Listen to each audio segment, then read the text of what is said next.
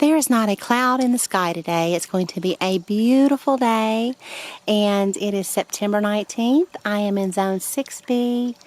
It is around 60 degrees, and it's 10 a.m. So what I want to do today is just walk through the garden and show you a little bit about what's growing in the container garden. I have planted out a few things to help replace the basil, which will start to stop growing here soon for me because it's getting kind of cold. It's been dipping into the high 40s here lately, and you know basil does not like that cold weather. So let's walk down here and I want to show you a few things. So right here is the Cuban oregano. Check that out. It is just beautiful. It just kind of drapes all over the ledge there. It's just really pretty. I've enjoyed growing that so much this year. Right here I have 2 containers of cilantro, and they're a bit crowded. I'm going to take a closer look at them just to see if I can thin them out at all. I probably should have thinned these out a little bit earlier. They're getting pretty mature at this point, so let's take a closer look. Now keep in mind that cilantro does not like to be transplanted. It will bolt quicker if you transplant it. However, I am going to go ahead and thin out a couple of these just to give it a little bit more space. Some of these are growing 2 together. Right back here in the back, these 2 are really close together. I don't want to disturb the roots on those, so I'm going to leave them like that, and they'll grow fine. I just feel like I get a better plant when it has more room to grow. For instance, this one right here, I can probably move it. I don't think I'll disturb the roots on any other plant, so I'll just take my little spoon down through here, very gently pull it up. There's our root, and I'll move it over here.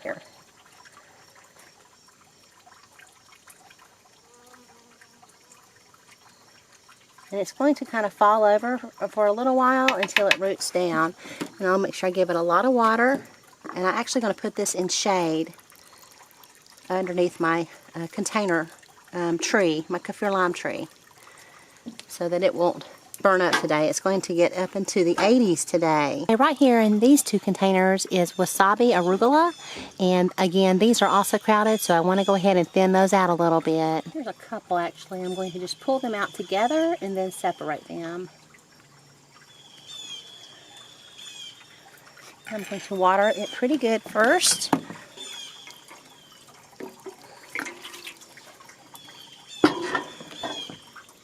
And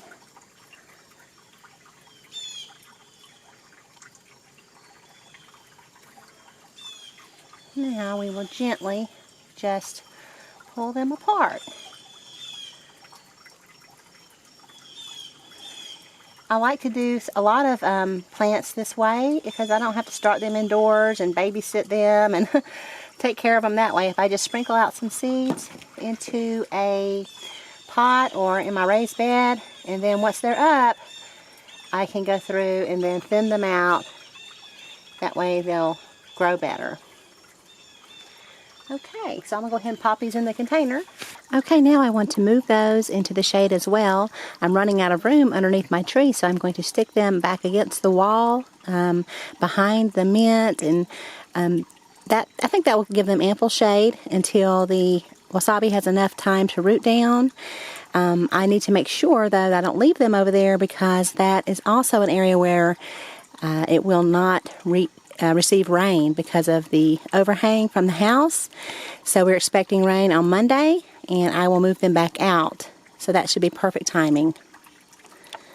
Okay, so I moved it behind the mint, and I moved the other pot behind the lemongrass. And remember, that's one of the nice things about having a container garden is that you can kind of control the sun direction or the sun exposure to your plants. Okay, so let me show you a couple of other little things that are growing. So right here is the Kaffir lime tree. It's about 3 years old, and I started it from seed. And you may remember I transplanted that last week. So if you missed that video, I'll include a link for you. But anyway, it is now in a bigger container, and I will have to bring that indoors over the winter because I'm in zone 6B, and sometimes we hit the zeros. So, or I think one year since I've been living here, we actually went negative a little bit. So it gets pretty cold here, especially in the higher elevations in the mountains. And this is the Alaska Mixed Nasturtiums. I pruned those back, I think probably in July. They dried up on me. I was out of town. And they have come back beautifully. So nasturtiums can tolerate a little bit of a drought, but not too much. So there's the nasturtiums for you. And the lime thyme is just beautiful. It's doing very well. It hasn't dried out on me this year, which is always good because my thyme seems to dry out on me, as well as rosemary. They both require a lot of water, and I think they do better in the ground personally. So next year that one will go into the ground. That way it can spread out and root down. It likes to kind of crawl around. So, but I started it up here, so it's easy for me to get to whenever I'm cooking. It's just right outside my kitchen door. And I mentioned the rosemary. It's doing great. It requires a lot of water. So I actually have to water this garden when it hasn't rained at least once a week with about 20 gallons of water. That's how much this container garden takes. And these pots, a lot of these terracotta pots, I think tend to dry out more than the plastic pots.